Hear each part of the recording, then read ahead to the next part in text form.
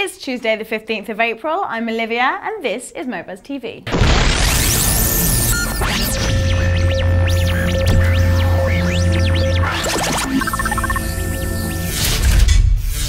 A short while back, I delved into the topic of traditional literature versus literature 2.0.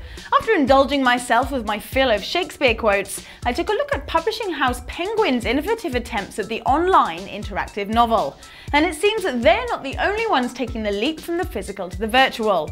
Holly's Inbox is a virtual book with a twist. Residing firmly in the popular genre of British chick lit, Holly's Inbox follows heroine Holly Denham through the trials and tribulations of being a receptionist in the City of London.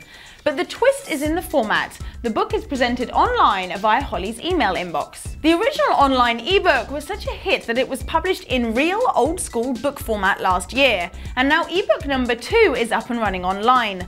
The virtual concept was expanded even further last week when Holly's iPhone was opened up online, allowing users to access her text messages. It's an interesting and novel concept. Instead of just writing a book based around the Web 2.0 phenomenon, they've actually produced it in a Web 2.0 format. Check it out, the content may not be to everybody's taste, but you gotta admit that it's top points on the creative front. Continuing with the literary indulgence, the blogosphere has been buzzing with jokes about the guy who's managed to write and publish 200,000 books. Sort of. Philip Parker is officially the most published author in the history of the planet, although his hundreds of thousands of books aren't entirely his own work. He has developed computer algorithms that collect publicly available information on any subject that takes his fancy, and with the help of about 70 computers, turns the results into books of about 150 pages, which are only printed when a customer actually agrees to buy one. With subjects ranging from studies on Indian bath mats or obscure skin diseases, the books understandably seem to appear a little dry to the average reader. And to be honest, the average internet user would be able to find all the info on the web, if only he took the time to look. Whether you think Mr. Parker is cheating or not, he's definitely making himself a tidy penny in the process. As any self-respecting internet user knows, forget Internet Explorer, Mozilla Firefox is the way forward. It's written in the stars. No, it actually is. This is the photo taken by the Hubble Space Telescope back in December 2002, of a star with a very long name that I'm afraid I can't pronounce. And if you squint your eyes and turn your head a couple of degrees to the left, it kind of looks like the Mozilla Web Fox. It's official then, Mozilla Firefox rules.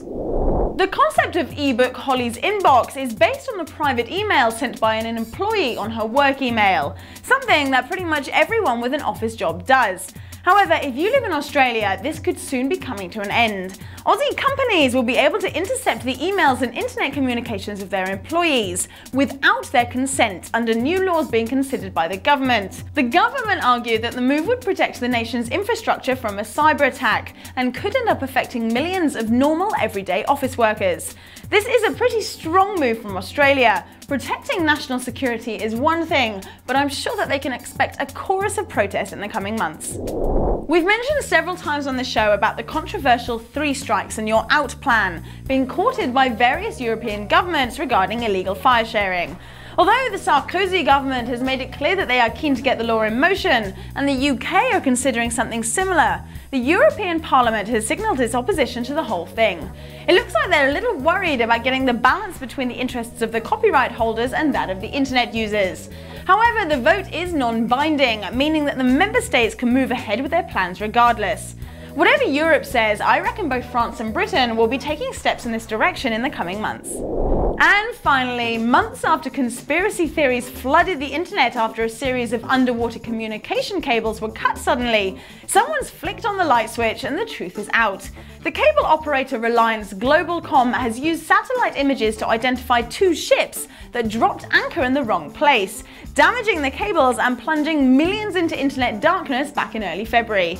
So no, unfortunately, it wasn't NASA, the US government, Al-Qaeda or green scaly aliens. It was just a mistake on a grand scale by a couple of skippers. Well, now we know. To wrap up today's show, I'm gonna leave you with a vid from the guys over at College Humor, who are obviously big fans of Guitar Hero and Playing in the Traffic. I'll see you tomorrow.